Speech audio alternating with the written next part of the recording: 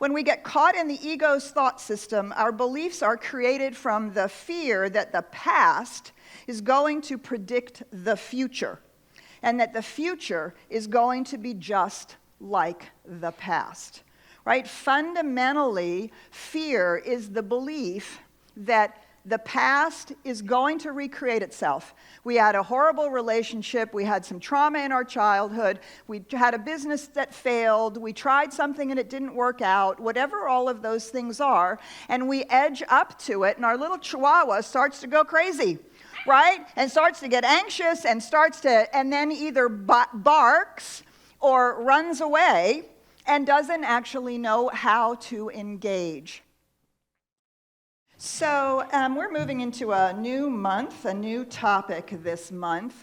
From Fear to Love is our conversation this month. And we are using a classic book. Love is Letting Go of Fear. How many of you are familiar with this book? All right, fabulous. Those of you who are not, you must run and get it. Those of you who are familiar with it, you are going to want to read it again because we're always in a different place. We're in a new place each time. This has been around for 30 years. This is an updated version of this Love is Letting Go of Fear, and it is truly extraordinary. And of course, it is Love Month in February, but it is beyond, we're talking this month beyond just intimate relationships or personal relationships, but really looking at this whole move from fear to love. And so what's the problem with fear? Well, the problem with fear is that it distorts reality. When we are in fear, we have a distorted idea of reality. And this distortion comes because there is a part of us, there's a part of our brain that is designed to seek threats and to protect us and keep us secure, right? We are biologically designed for this. It's a millennial-old thing that has been developed. It's originally developed in our brains, and its job is to keep us safe. And if you're living in the jungle, or you're living on the savannah, or you're living in a cave, right, there are very real threats to survival. It's called animals, it's called, wild animals, and tribes you don't know, and the weather, and all kinds of things. And so to protect us, this portion of our brain was the very first thing that developed. And it's constantly scanning for security, things that are threatening our security and threatening our safety. The problem is, do you live in the savannah? Not today. Do you live in the jungle? Are you regularly being chased by a lion or a bear? Probably not, right? And so the problem is that our biology has not kept up with our evolution as humans. That's not completely true.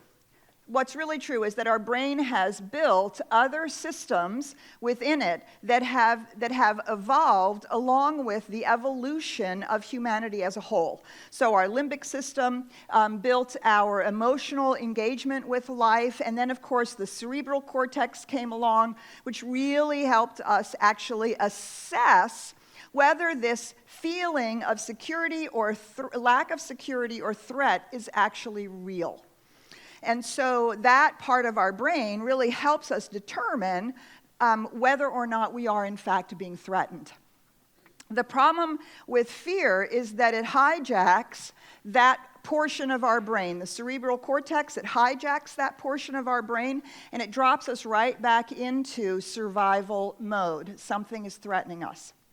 And if you're like me, 80% of the things that cause me to go into fight or flight mode actually are not a threat to my survival. Are they? We're not really going to die of embarrassment. We won't die of public speaking. We won't die of having to apologize to someone we love for behaving poorly. We won't die from not being able to buy a Starbucks every day. Because our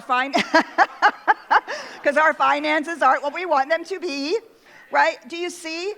So our fight-flight system gets activated by anything that our brain decides is a threat, whether it's actually a threat to our survival or not. And fundamentally, that survival mechanism has expanded to not only a threat to our physical survival, but a threat to our egoic survival. Because we aren't actually physically threatened most of the time. Yes, 10-20% of the threats we perceive are in fact real. And when somebody's chasing you, you should run, right?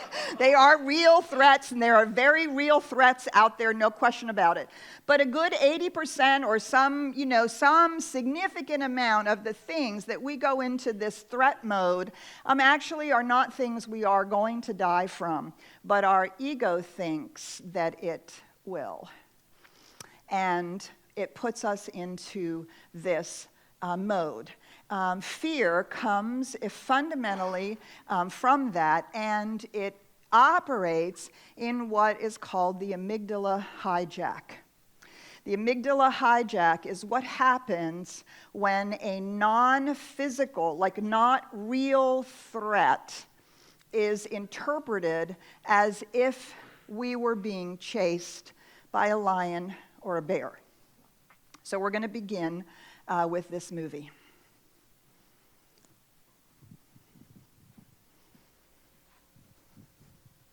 I'm hoping it will start.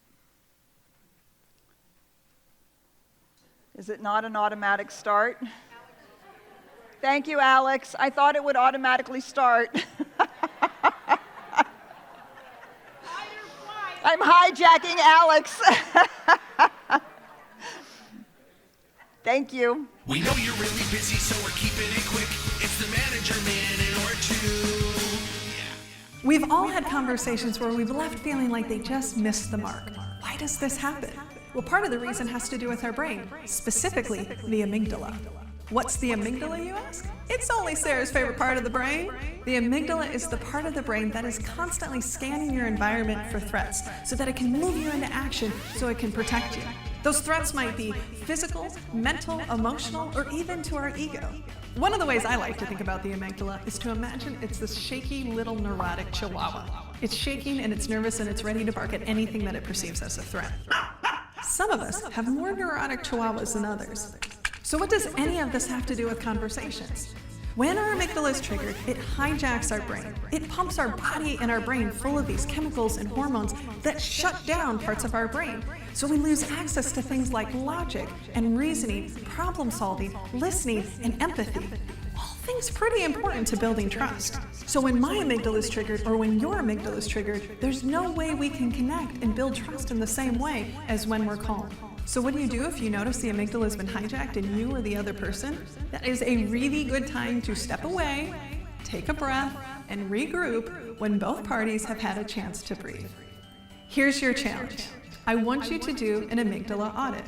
Think about a time when you had a stress response, and think about what did it feel like when you were going through that. Because the more aware you are about your response, the more likely you can catch it when it's happening in the moment. Or you're more likely to notice it in someone else. And remember, play fully brave.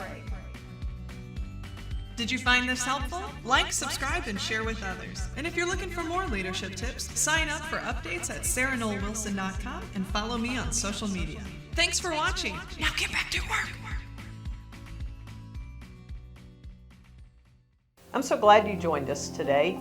That makes you a part of CSL Dallas, and we love that our community continues to grow. And we also love to give great spiritual content. And a way that you can participate in our community is financially give to it. It's easy to do so. Go to CSLDallas.org and hit the give button. Or you can set up a text giving mechanism at 972-954-4404, a safe and secure way to send us money whenever you watch a great message like this. So thanks for giving, and buckle up, because here comes the spiritual content. All right, so she does a fabulous job of explaining the amygdala hijack, and I love that image of the chihuahua, right? Because threat we get nervous and anxious and are afraid. And, of course, that fear shows up in fight, flight, or freeze. Those are the things that we generally tend to do when we become afraid. And when we do that, all of our ability to actually use the disciplined consciousness that we've been developing in meditation and in our spiritual practice, it's challenging for it to be available to us.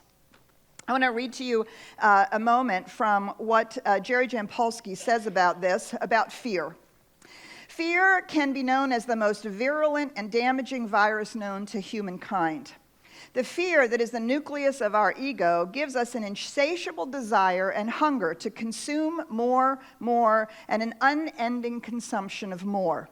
Our ego's cardinal rule is that nothing is ever enough. Seek, but never find what you are looking for. Build your life with the fear of scarcity every step of the way. So what generally happens when we follow the belief in the world's fear-based laws, our egos motivate us to believe that we will feel more peaceful and happy if we find someone to blame and to direct our anger at that person. And when our justified anger does not seem to be enough, we add on to the list our anger at the world, at God, and finally ourselves. When we get caught in the ego's thought system, our beliefs are created from the fear that the past is going to predict the future, and that the future is going to be just like the past, right? Fundamentally, fear is the belief that the past is going to recreate itself. We had a horrible relationship. We had some trauma in our childhood. We had a business that failed. We tried something and it didn't work out, whatever all of those things are. And we edge up to it, and our little chihuahua starts to go crazy, right? And starts to get anxious and and then either barks or runs away and doesn't actually know how to engage. And so we think of the opposite of love as being hate, right? The absence of love is our inability, basically, to love another.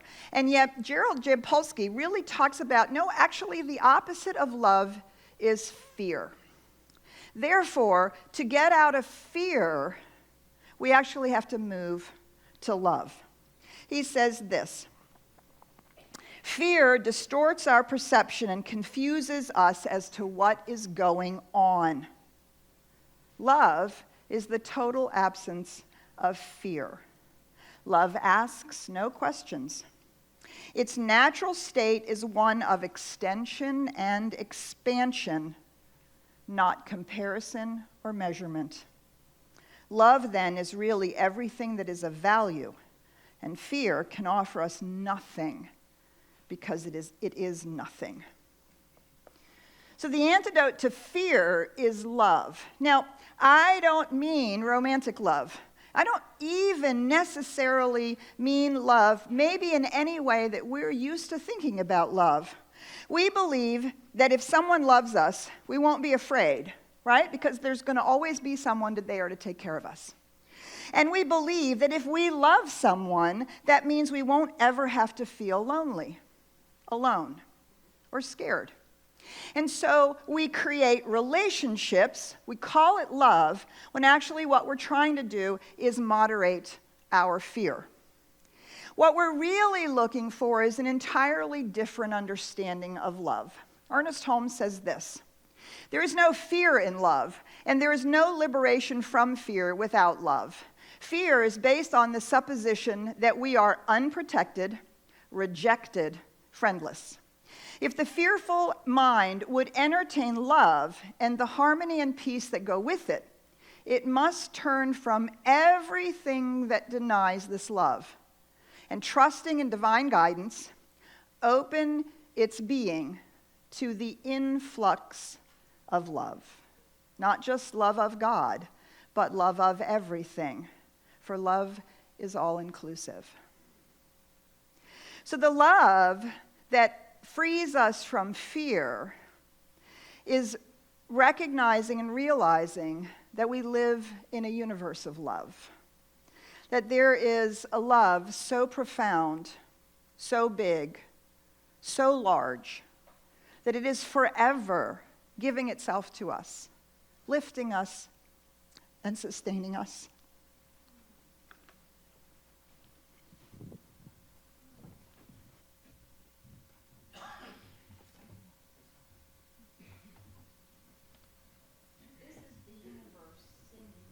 To you.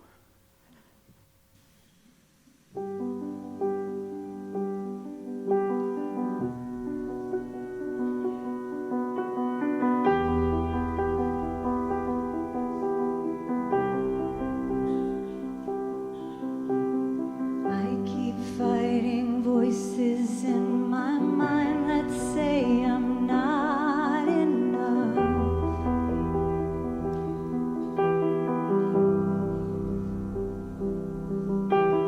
Every single lie that tells me I will never measure up.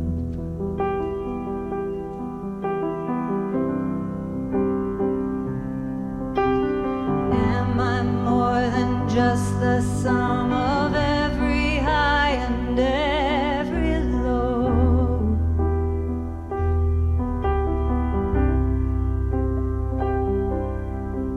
Remind me once again just who I am.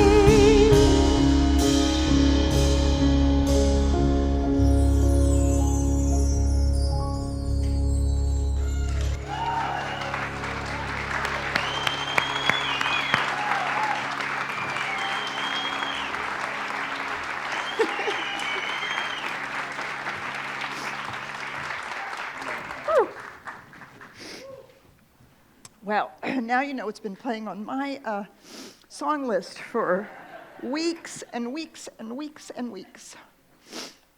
And you see, we stand up here every Sunday and in every class, and we tell you who you are. And I tell myself who I am, not because our egos need to be lifted up, not because we need to be more humanly perfect, but because this is the truth. And when that little chihuahua is going insane, there is a love so great and so big and so powerful that we can lean into in that moment. That is the very truth of our being. And over and over and over again, we go to that so that we don't have to live out of fear. Do you see, there is this power and presence in the universe that is has not only become you, but is everything about you, that is lifting you and surrounding you and sustaining you all the time. You don't have to earn it. You don't have to be strong. You don't have to be centered. You don't have to do any of those things. That love is present. And when we feel weak or afraid or uncertain, this is the antidote. This deep and profound love, which is the ultimate truth of reality. And it's not only the ultimate truth of reality, it is the ultimate truth of the reality of who we are. And that love is forever pouring itself into, through, and as us. All the time. Unstoppably. There's nothing that we can do to shut that off, to get outside of it, to not have it available to us. There's nothing that we can do except forget. Forget that it's there. And think that our little chihuahua is running the show. Right? And that it knows what's going on. Because that love is so vast and so great that it doesn't need protection. Do you see? It doesn't need protection. Nothing can harm it. Emerson says, "The infinite lies stretched in smiling repose. It is only the finite that has wrought and suffered. It is only the human, egoic experience that we have of life that feels like we have to protect ourselves, keep ourselves safe and secure, make sure everything is in order." Do you see? But that love can't be damaged. Nothing within us that is the truth of our being can be weak or damaged or broken. That is the truth of who we are. And the universe is over and over and over and over again seeking to give you that message. That's what the universe is saying to you. And that is the love that moves us out of fear. It is the universal love that is the truth of life, of ultimate reality, and it is the truth of who we are despite what we think and feel. Now, in this wonderful book that we have, as we go through it, there'll be lots of keys that Jerry Jampolsky gives us about how to move from fear into love. Some of them have to do with how to move into love with other people. Some of them have to do with how to move into love with ourselves, or how to move into love with the things that we're doing. Move from love with the things that we're doing in life. Each and every key is to move us out of that place of fear, that place where we're constantly assessing threats and seeking security, into that just vast, unfettered place where we fling ourselves into the universe with absolute trust and faith. Right? And if you ever want to have a deep experience of what that looks like and feels like, go back to the 1980s and get a copy of an ad of the Nestea Plunge. Do you remember that? The Nestea Plunge. Some of you are too young to remember that, I'm sorry. And so, you might have, I don't know, I'm assuming you can go out onto Google or YouTube and you can see that ad, right? And you just fling yourself into that love because it will catch you. But it will only catch you if you fling yourself into it. It cannot come and get you. Right? And so we have to deliberately decide that we're going to stand in love as opposed to in fear. He talks about in our relationships, that deliberate move is a place of forgiveness because we've never been damaged, because we can't really, honest to God, be hurt, not at that deep level of our soul, of the truth of who we are. We cannot be hurt because we are the infinite made manifest as love itself. And so when we touch that place, forgiveness is a non-issue because we no longer believe that the past will predict the future. And we're not afraid of the future because we have released the past. Do you see? Because we're not living inside of that distorted reality. We're going to talk about forgiveness later this month. The other thing he talks about early in the book is he talks about words to eliminate, words that come from fear. So here we go. This is the key I want you to really take home with you today. Words to eliminate. Commonly used in messages we give to ourselves and others. The use of these words continues to keep the guilty past and fearful future active in our minds. As a result, our feelings of conflict can only be reinforced. The more we recognize that using these words interfere with our inner peace, the easier it will be to practice eliminating them from our thoughts and experience. So you may find it helpful to carry an imaginary disposal bag in your mind. And every time you use one of these words, visualize yourself putting the word into the disposal bag and burying it. It is important always to be gentle with yourself. If you find yourself continuing to use any of the words that follow, merely regard it as a mistake to be corrected and choose not to feel guilty about making the mistake. Okay, are you ready?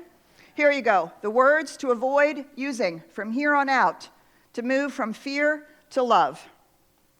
Impossible. Can't. Try.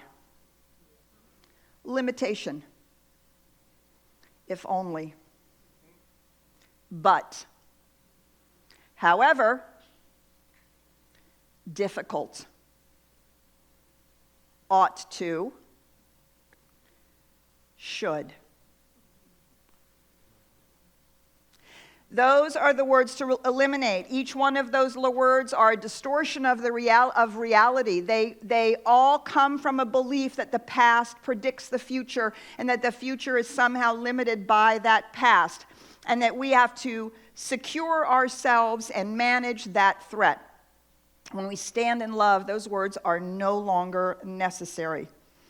And this love takes enormous bravery. To love ourselves and then to love someone else is to claim who we are and be vulnerable enough to show it. In both cases, it may be scary, but it is oh so worth it. And the next thing you know, we're flying through our lives on the wings of love.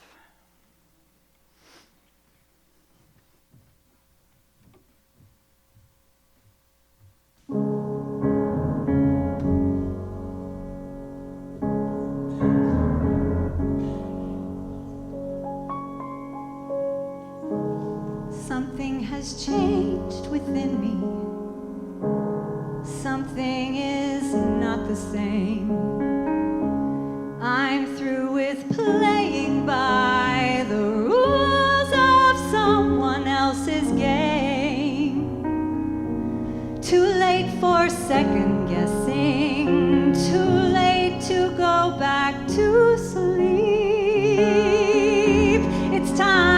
to trust my instincts, close my eyes and leap.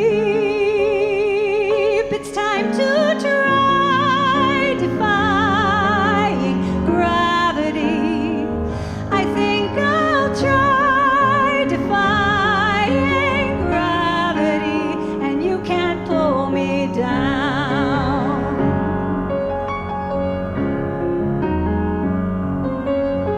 I'm through accepting limits, 'cause someone says they're so. Some things I cannot change, but till I try, I'll never know. Too long I've been afraid of losing love, I guess I've lost. Well, if that's love, it comes at much too high a cost. I'd sooner die defying gravity. I'm flying high, defying gravity. They'll never pull me down.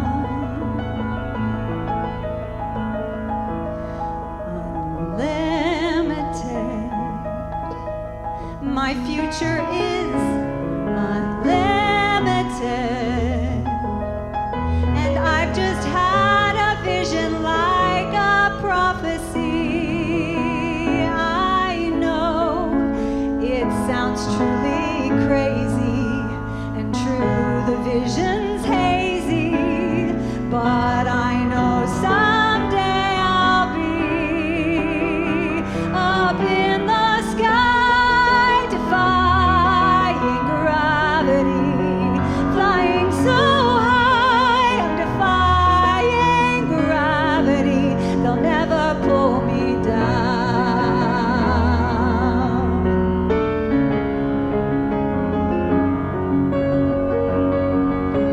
So if you care to find me, look to the western sky. As someone told me lately, everyone deserves the chance to fly. And if I'm flying solo, at least I'm flying free. To those who'd ground me, take a message back from me. Tell them how I am defying gravity, flying so high, I'm defying gravity. Soon I'll match them in renown.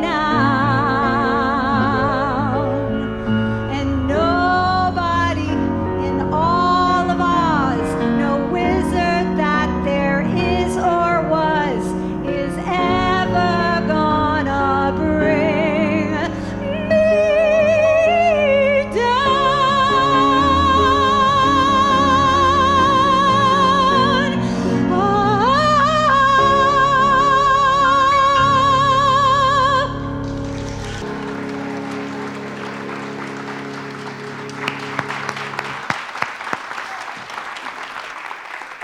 Thank you, Lainey Bernstein and Brad. Thank you so much. Do you see that when we move from fear to love, we defy gravity? We defy the human constructs that hold us back from the truth of who we are and from the love that is the truth of the universe.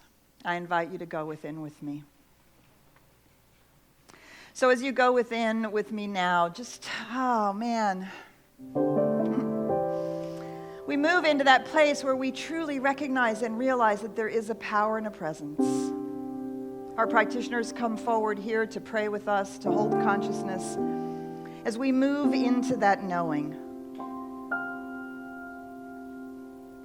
There is a love in the universe so profound. It is for us. It is with us. It is life itself moving through us.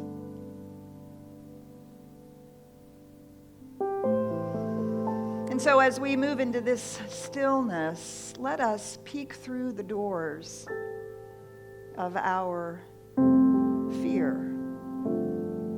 Open the windows to the light. Let us entertain the possibility that we too can fly. And the wings of love defy our past in a way that is so free that we are blessed, lifted, nourished, and encouraged. And that as we do this for ourselves, we give that same love to others, seeing their truth, their light. So I affirm and declare this morning for each and every one of us that that love is bigger and stronger and deeper and wider and more powerful than any little yapping chihuahua that we have in the background. And that it actually soothes that little chihuahua into a playmate of joy.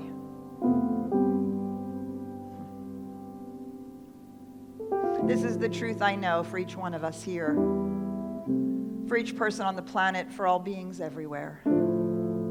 Truly, may we move today from fear to love.